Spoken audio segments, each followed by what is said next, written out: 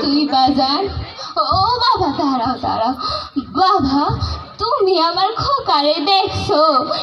এই যে আমার খোকায়, দেখো না? ও বাজান দাঁড়াও দাঁড়াও দাঁড়াও, বাজান তুমি আমার খোকারে দেখছো?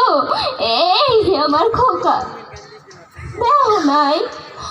তোমরা কেউ আমার বাজানের দেখো নাই? আমার 7,000 জন বুকের বাণী, তোমরা কেউ আমার বাজানটা দেখো নাই?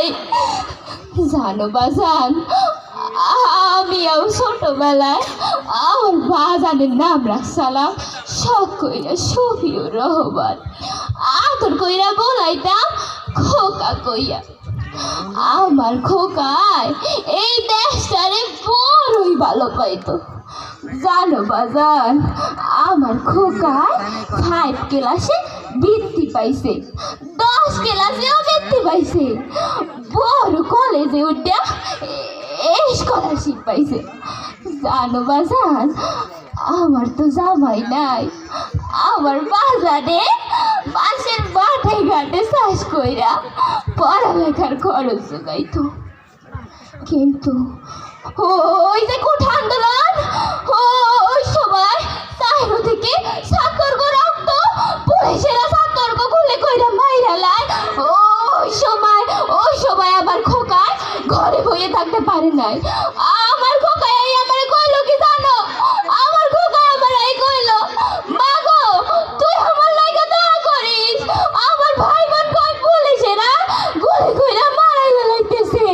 আমা ঘরে তুই আমার লাগা দোয়া করিস মা, আমি যদি পাইছে থাই আবার তোর কোলে ফিরিয়ামু। আমি তো মুখ্য সূক্ষ্ম মানুষ, অত কিছু বুঝি না। আমি না বুঝে আমার বাজানরে জিগাইলাম, তুই কি কস বাবা, আমার একটু বুঝাইয়া কষে। আমার খোকা কইলো কি জানো? আমার খোকা কইলো, মা গো আমগো দেশে ওরা মেধা শূন্য কইরা দিতেছে, আমগো দেশে ওরা মেধা শূন্য কইরা দিব, আমরা হইতে দিব না, আমরা যুদ্ধ করবো, যুদ্ধ করে আমগো দেশের মেধা আনবো।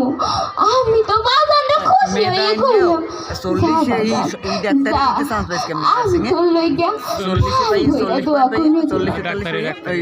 কিন্তু বাজানরা আমার খোকায় কই?